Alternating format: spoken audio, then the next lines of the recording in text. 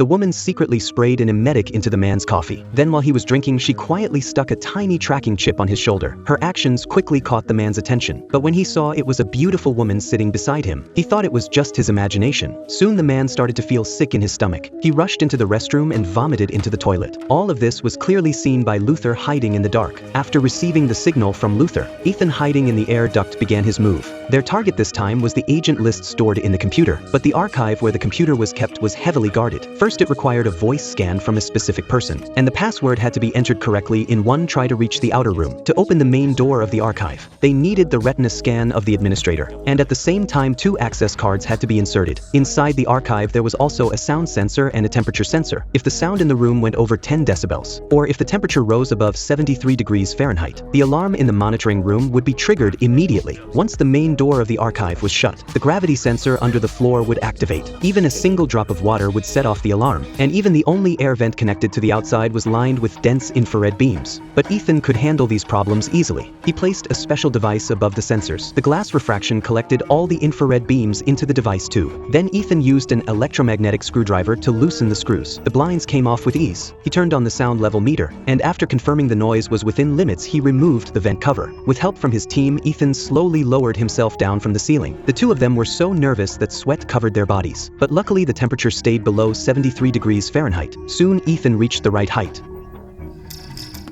With Luther's help, Ethan logged into the system that stored the files. He quickly inserted a disk into the computer and began copying the agent list. But just as everything was going smoothly, a rat suddenly appeared behind Kruger.